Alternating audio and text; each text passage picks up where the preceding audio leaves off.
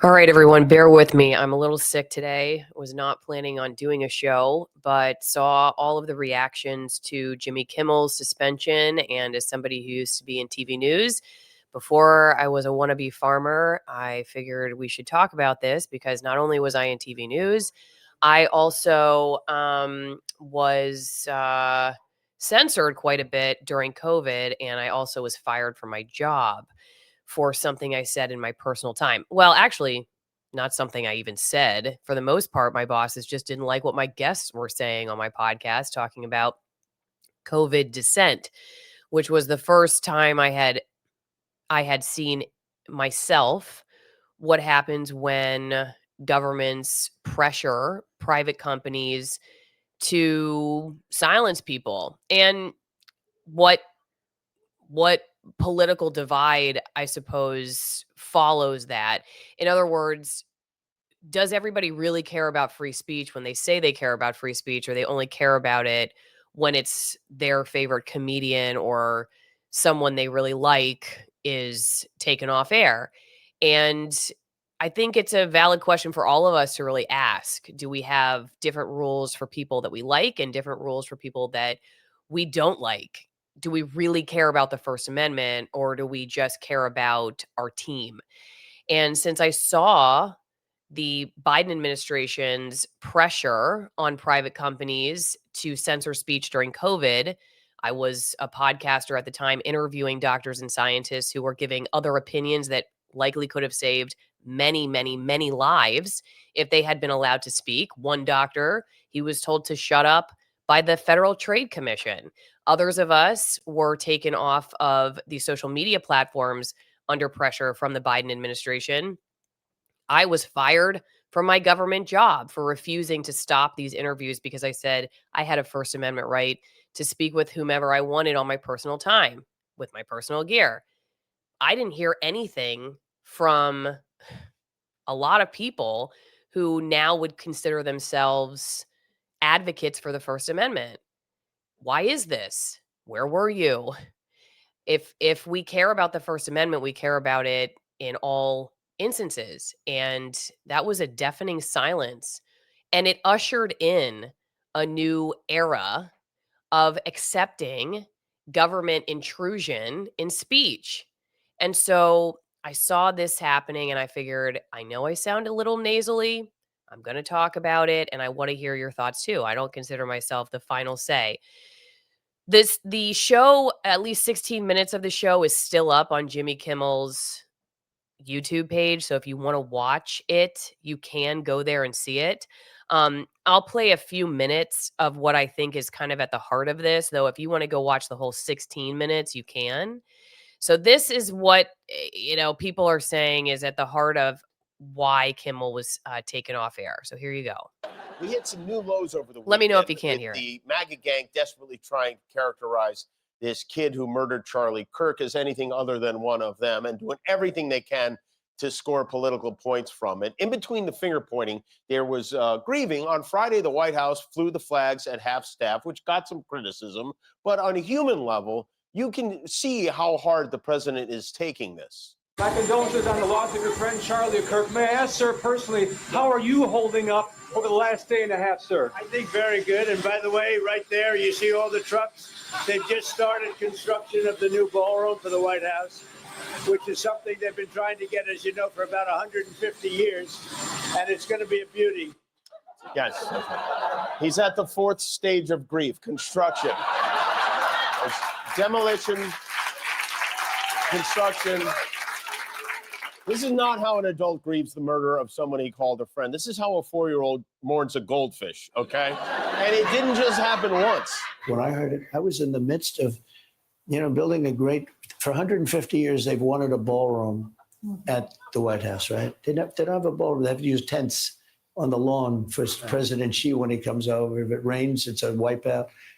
And so I was with the architects that would design. It's going to be incredible. And they came in, they said, Charlie Kirk is dead. I didn't know what they meant. I said, he was dead. Charlie Kirk was shot. And they thought he was dead because it was so horrific, And I said, dead. If you live in a Florida zip code and have 0 DUIs, Hang on, let me keep playing this. Here we go. And then we installed the most beautiful chandelier. Sconces, you wouldn't believe.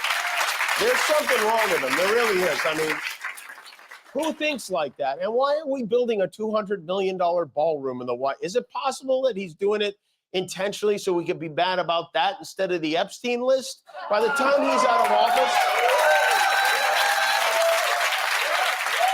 the White House will have slot machines and a water slide.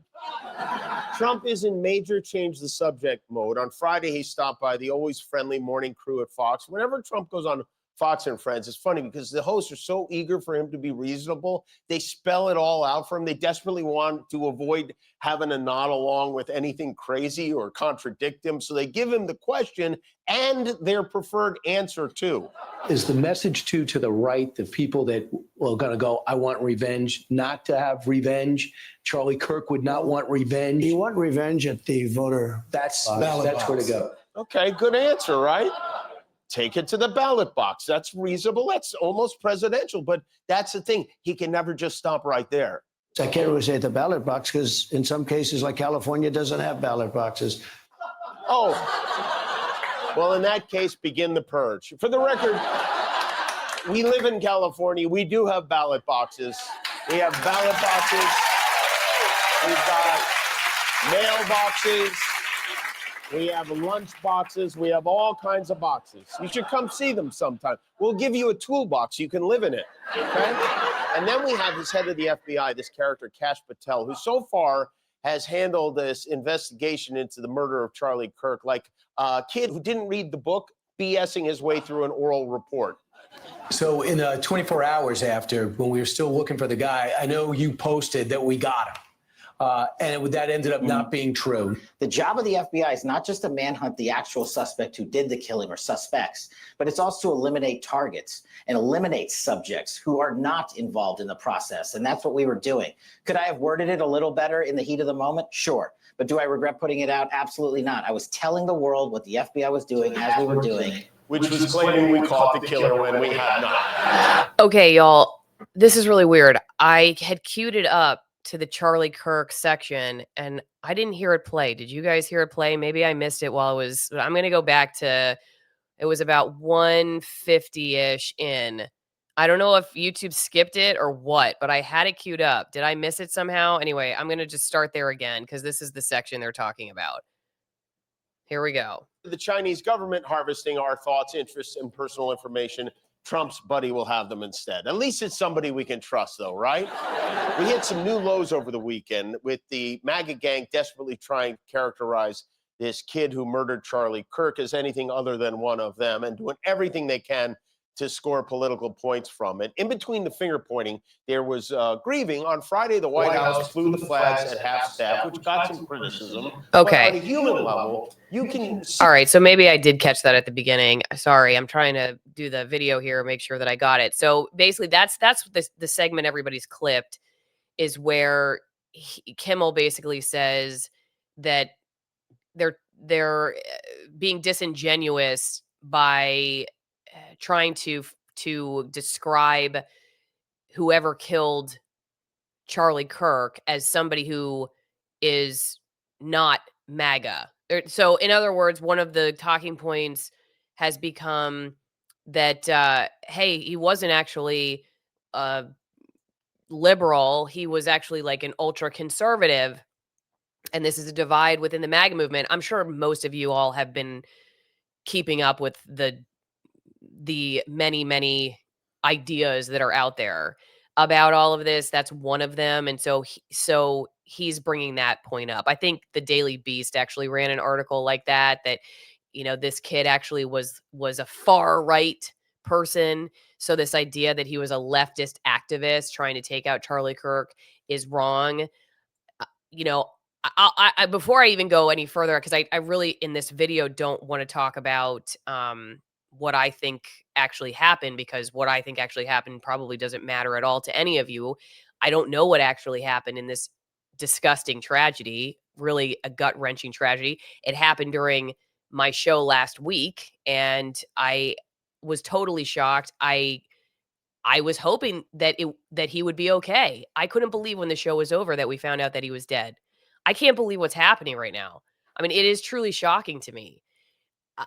That said, what I want to talk about today is more so, well, specifically Kimmel.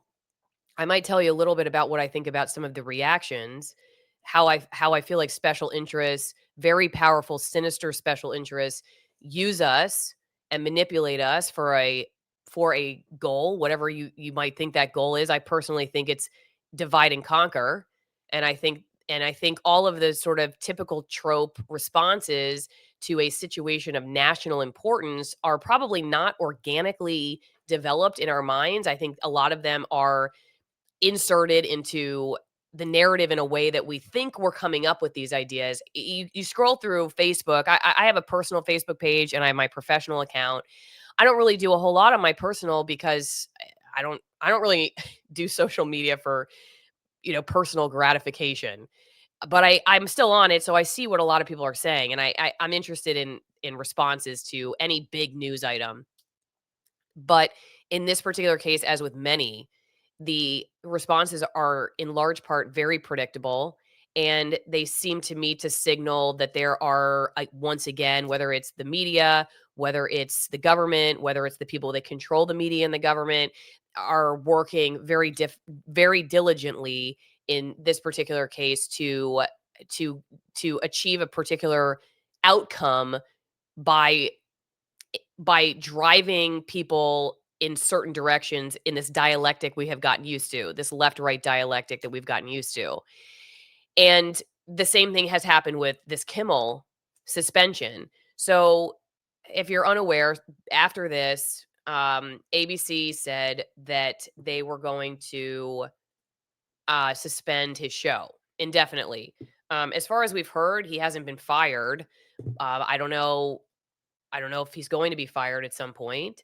Matt Taibbi had an interesting quick note that he sent out last night talking about the decision of Disney's ABC to take Jimmy Kimmel's late night show off its schedule, and said that the company strongly objects to recent comments made by Mr. Kimmel concerning the killing of Charlie Kirk and will replace the show with other programming. That came from Nexstar Media, saying that it would preempt airings of the program following remarks the host made about the killing of conservative activist Charlie Kirk. So basically, when you're in TV news, as I was, there are shows that you pay for to fill your programming. And Nexstar, which was probably spending a lot of money on this program, said, we're not going to buy it anymore.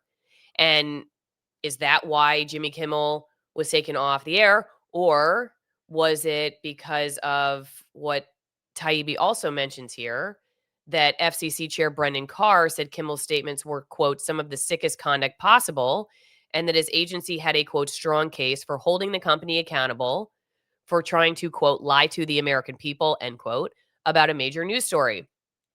The quote continues, this is a very, very serious issue right now for Disney. We can do this the easy way or the hard way. These companies can find ways to take action on Kimmel, or there is going to be additional work for the FCC ahead. So was it Brendan Carr's statements about going after Kimmel and ABC, Disney, from a regulatory standpoint, or was it that one of their biggest buyers of the show said, we're going to bankrupt you, if you keep going with this, because of the pressure probably they had, maybe from their audience, or I don't know, maybe there was political pressure behind the scenes for that. I don't know if maybe somebody has seen for sure what's going on here. But I'll go after locals for a second just to see what people are talking about. And then I will give you my thoughts on the Kimmel situation. But let's just see. Okay, so go back up to the top. His numbers were going down, Blanket Mom says, so he was going to be canceled soon anyway. However, being happy over someone's death needs to be addressed. But the glee from the right over it makes me nervous. The right didn't like it when they got canceled, so a little less celebration might be in order. Lists being made, searches, hunts. The pendulum is swinging way too far, way too fast on both sides. DMSR, I hope you play all that he said. I have not had time to dig into it. Normie media won't say. One difference between Jimmy and other people losing jobs is that Jimmy said his during work. I do recall a time when we all had an understanding of the difference between personal time and work time. In personal time, we would say whatever, anywhere, even online, and still be able to work together, not worried over what a person said or did in their personal time. Myron 54, comedians are hired to be funny. Jimmy hasn't been funny. Poor performers get fired. Anyway, so this is blowing to the regime. Nothing more. Government is controlling speech. People are social credit scoring. It will make brining in the technocrat easy.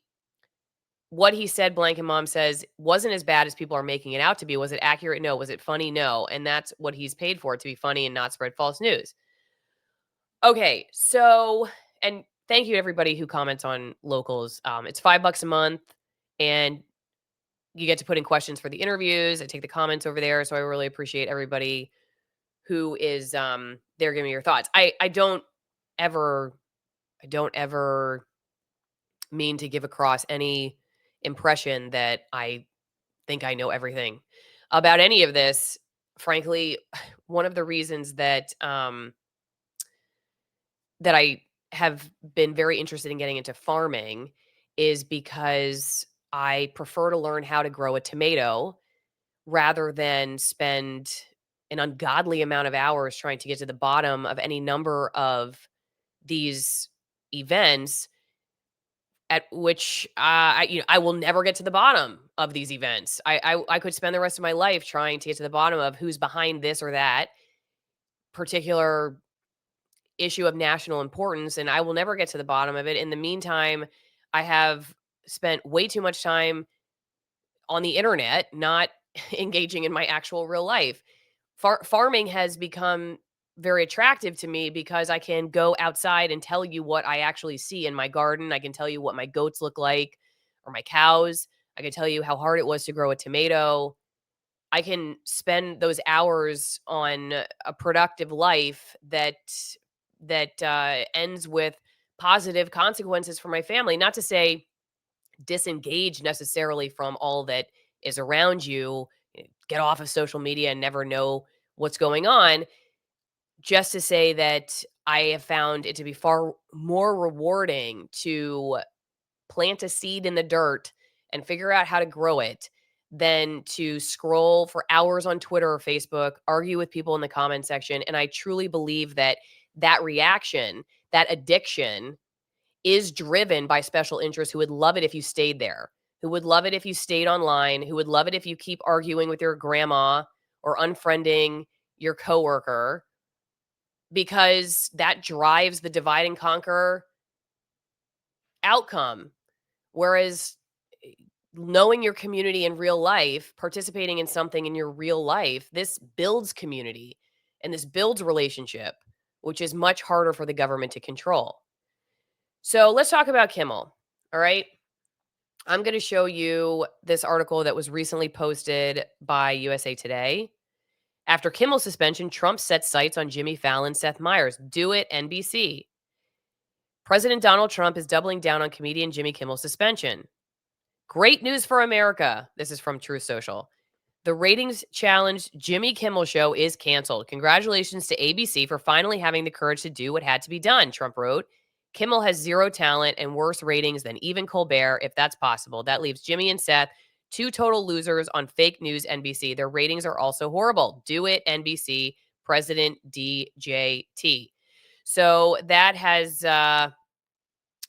of course, now left the rest of this particular report and many other mainstream outlets and journalists on their social media, people I used to work with. I'm watching how they're talking about this, and they're all very upset, calling these comments, government overreach and pressuring of the government on private companies related to free speech.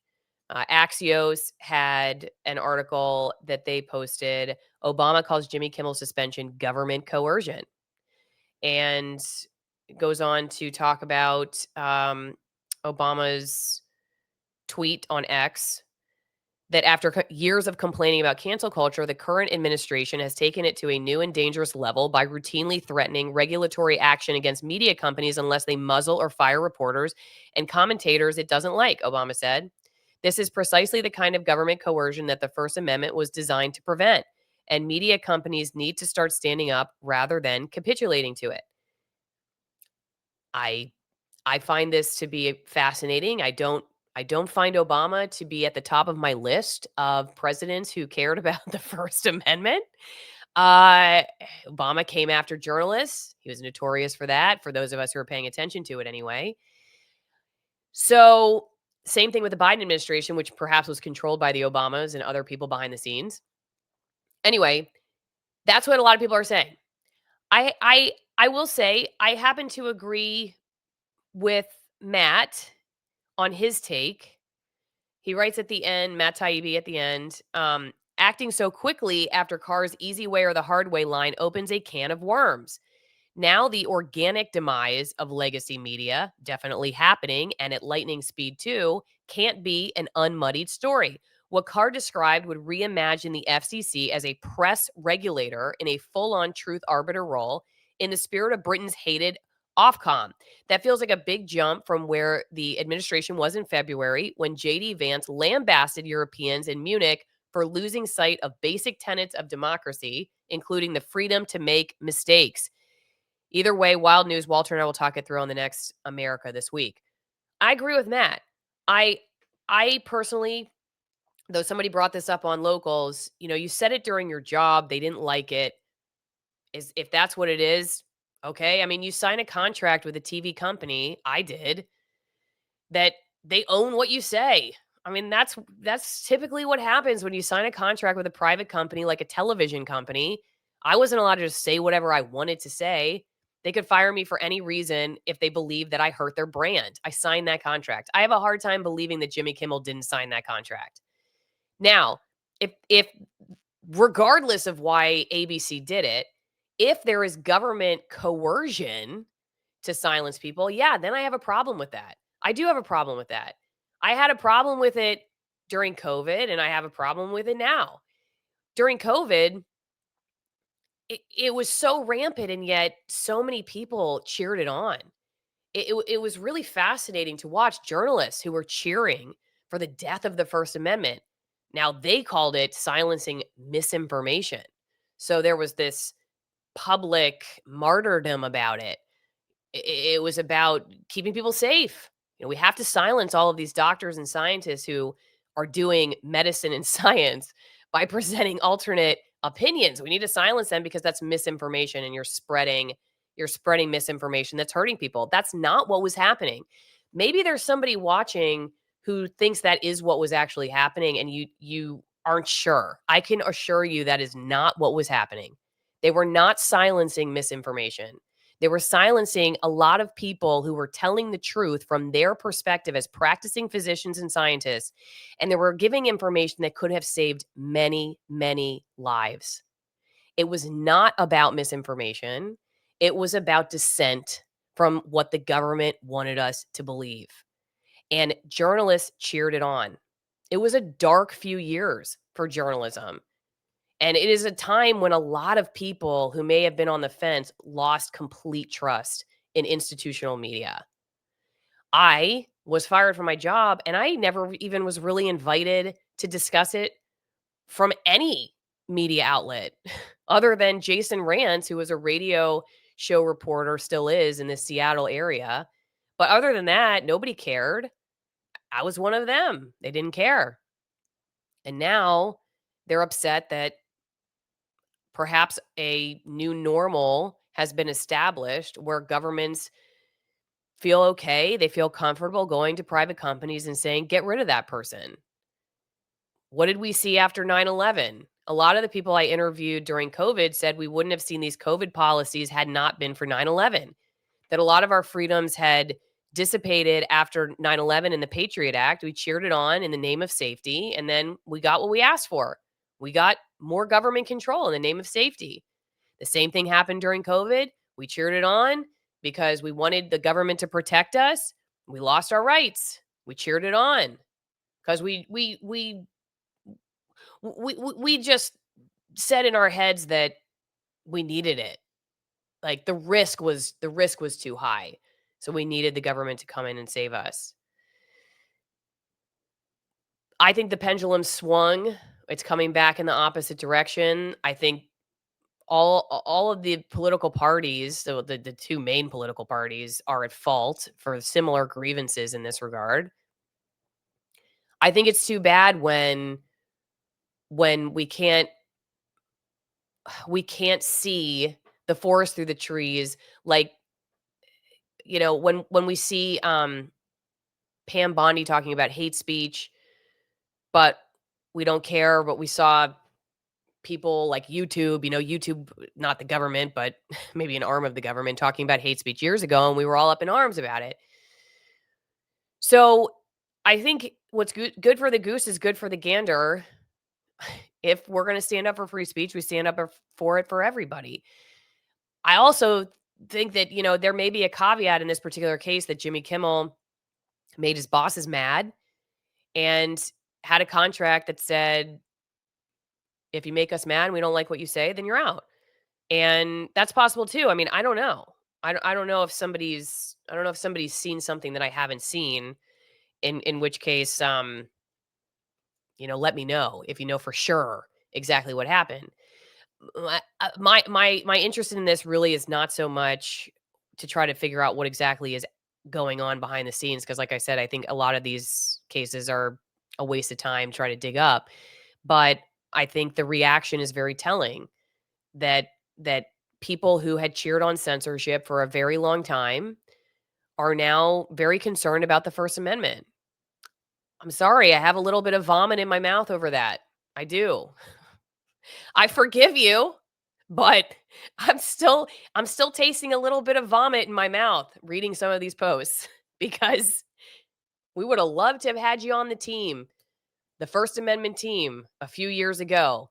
Maybe we would not be in a situation where we accept the government coercing speech if we had cared a few years ago, 10 years ago, 15 years ago, 5 years ago.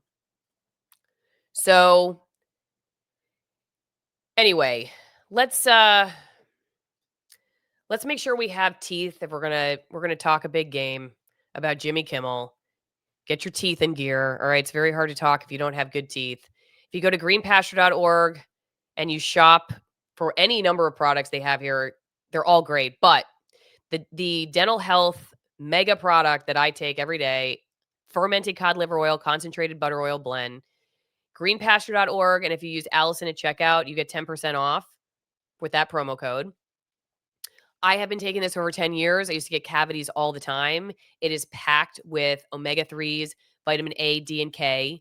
It is the blend that Dr. Weston Price essentially came up with 100 years ago when he was studying why people eating processed foods were getting cavities all the time. And he had an idea that it was malnutrition. He studied all these people that were indigenous cultures that did not have access to dental care to see, well, okay, if you ate well but you didn't have dentists, would you have cavities? And what he found was that a lot of these people did not have any dental problems, even if they didn't have dentists, because they were eating really nutrient dense foods. It's very difficult in today's world to get a lot of that nutrition just from eating, like our vegetables, for instance. The soil is so depleted of minerals. So this is a really great product. They put together the cod liver oil and the butter oil together for you. And it's all fermented. Well, the cod liver oil is fermented and the butter oil is concentrated. So they work together for the best bioavailability for you. It's not just for your teeth. It's a great product for general health, anti-inflammatory. And if you're somebody who is trying to up your game there, check it out. I take about a tablespoon a day, fermented cod liver oil, concentrated butter oil, but they've got a lot of good stuff. I'm sick right now, so I'm putting the rub on my chest quite a bit. They've got natural, like Vicks Vapor Rub type products. Those are also great. Muscle rubs. Greenpasture.org, promo code Allison for 10% off. Okay. So I will go over to, I don't see Rumble. Okay, Rumble. Take out the trash, communist YouTube says. Mistakes. He's in the media. He willfully ignored facts. Well, here's the deal. The media is going to willfully ignore facts. They always have, and they always will. whether you believe the government should be the one deciding what is the fact and what is fiction and then pressuring these companies to get rid of them, I think that's a recipe for disaster. I think that's going to come after you at some point. I would much rather the mainstream media be able to say a whole bunch of lies without the government getting involved, so to protect the speech for those people who are telling truth at some point, and not empower the government to come after them at some, because we've used the media to increase their reach and their power and control over who gets to talk and about what. So I would much rather take a risk with the media continuing to spew a bunch of lies than I would like a president to basically like lay the groundwork for the next administration and the next administration, such that we just get used to it, that the government comes after companies if they don't like what their employees are saying. This is not because I love Jimmy Kimmel. Trust me, I've not watched his show in a long time. Every clip I see of his show, I wonder why people still watch it. I don't think he's funny. I think he says a lot of stuff that's factually inaccurate. He had crazy stuff during COVID, absolutely crazy stuff during COVID, just like Colbert with the dancing vaccines. And I'm just saying this because I think it's a good time to just take a look in the mirror and say, do you really care about free speech and the First Amendment, or you just care about when it affects your tribe, right? So, um, one thing I think is interesting, and I was talking to my husband about this yesterday. Okay, KBAZ, I wouldn't trust a doctor if I knew they cheered any death. So this is interesting because we were talking about this last night, because people are kind of turning in folks for what they're saying on social media about Charlie Kirk's death, saying, "Hey, did you know that this doctor said this?" Or whoever, this is what you have working for you. Um, honestly, I'm okay with that. I'm okay with that because look, it's private people coming after private people. Would I do it? I don't know. I mean, I agree with KBAZ that if I saw a doctor post something like, any kid who doesn't get the full CDC vaccination schedule deserves to die of pertussis, would I let the pediatrician know? Absolutely, I would let them know. Like the doctor's office. Now, the doctor's office would probably not care because they probably like that they have pediatricians saying that. But I would try to at least take that information to other parents so that they would know about this doctor, and I would never go see that doctor again. And I would do what I could to let the office know, the hospital management know, that they have a terrible doctor working there that doesn't know anything about science. So honestly, I'm not really somebody who's going to sit back and say, you shouldn't do nanny nanny boo boo or turn people in. You see someone's post, you turn them in. Hey, don't hate the player, hate the game. That's where we are with social media. Be more careful about what you post on social media. Be more careful about what you say, and then you won't be in that situation. Where I draw the line is with the government. I draw the line with the government because I think we still have something called the First Amendment. I'm not sure how intact it is anymore. And I don't like it when the government comes after private companies or people for what they say. And I will stand by that. Okay. That's what I think about that. When most of the mainstream media is on one side, the DNC, that's a bit of a problem. And they are. Most of them are. Now, Fox News Channel, it's on the side of the RNC. So it's not like you're going to get, you're not going to get the full perspective of conservative voices over there. Doctors who posted that they didn't want to treat unvaxxed, that's bad. I agree. I was just talking to somebody, we were in Washington State, and he was discharged from an emergency room for something related to celiac disease, not related to the vaccine, the COVID vaccine. And we're trying to figure out why his system was like entirely shutting down. They're trying to figure out what was going on. He hadn't been diagnosed with celiac yet. And they brought in this specialist, and the doctor was like, "Why haven't you gotten the COVID vaccine?" And he said, it's experimental. I don't feel comfortable getting it. And the doctor's like, "If I gave you the chance to have this vaccine now, would you take it?" And he said, "No." And they discharged him from the hospital. To me, that is just so egregiously, to me, that's criminal. That's criminal that a doctor would do something like that. Yeah, if I saw that doctor posting about that on social media, I would take a screenshot and send it into the hospital. I'm not sure they'd care. But, you know, the government coming after people I don't like because I don't like the precedent it says, even if I may like the outcome. In other words, I don't particularly like Jimmy Kimmel. I'm not I don't care if I don't ever watch another show of his personally. I don't care. But I don't like if that was a reason, the government was coming after the companies. I can't believe that people can't see how that could come back and bite us at some point, right? I mean, that could come back and bite us big time, right? Oh, there's Lynn, so it's time to wrap it up. Um anyway, I'll be interested to hear what you guys think. Like I said, I was not planning on doing a show today about all of this, but I just decided jump back into the media world. I have been trying to do more farm content just because I'm more interested in it right now. I guess I'll just have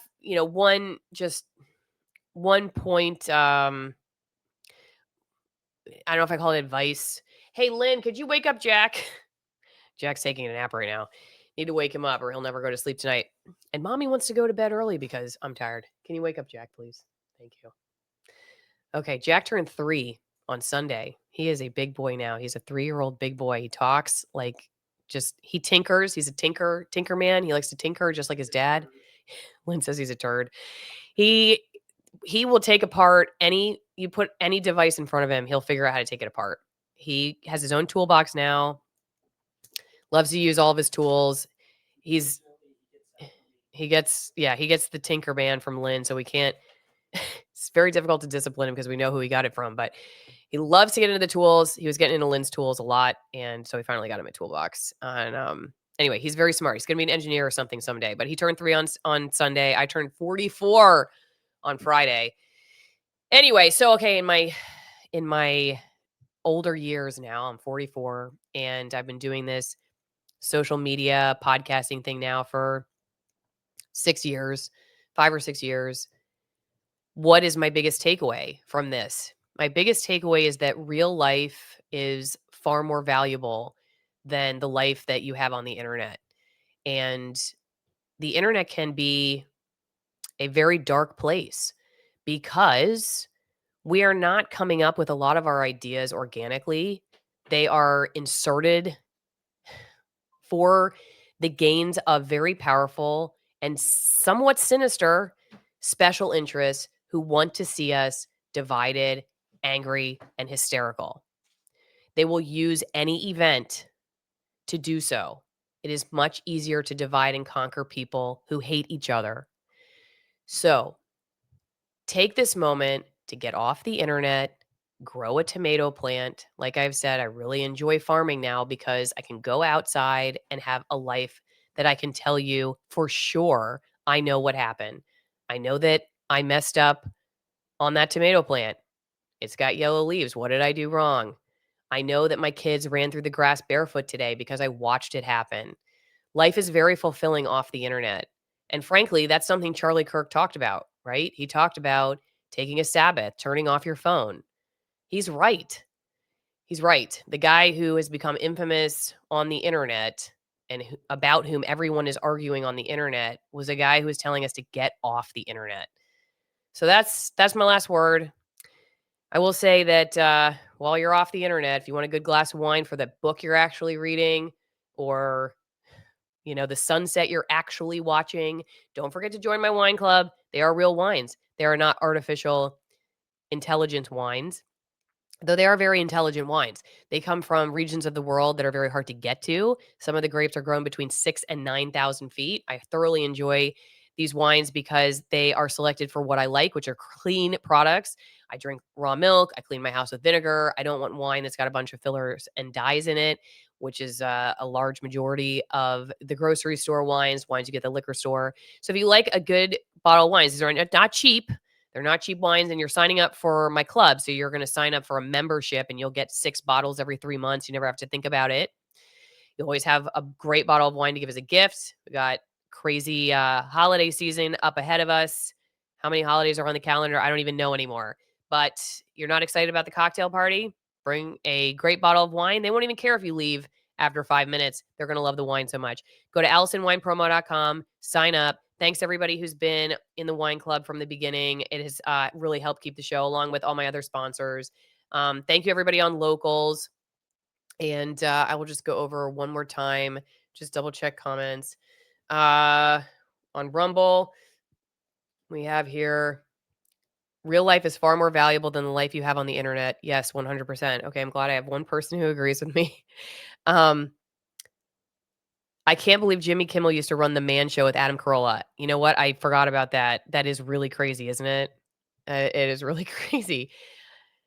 Spawned X, I'm not arguing for the government to take action. I'm just saying it's about time he has faced consequences for being dishonest. Well, yeah. Like I said, I think it's impossible without communist or fascist directives to have a media that is telling the truth all of the time. And there's just no way, even with fascist and communist directives, that they will tell the truth all the time, because under those situations, they're just going to be telling what the government said, right? So, gotta release the control and allow the media to suck. It just has to be allowed to suck. It has to be allowed to suck so that the rest of us can tell the truth. You know? I mean, what level of risk are you willing to take? If they aren't allowed to suck, then the rest of us are not going to be able to tell the truth or find the truth or seek the truth on the internet or, wherever else we're looking. And all right, Lily's coming to end the show. So over on Locals, Chase Hughes had a great video on this very thing. Okay.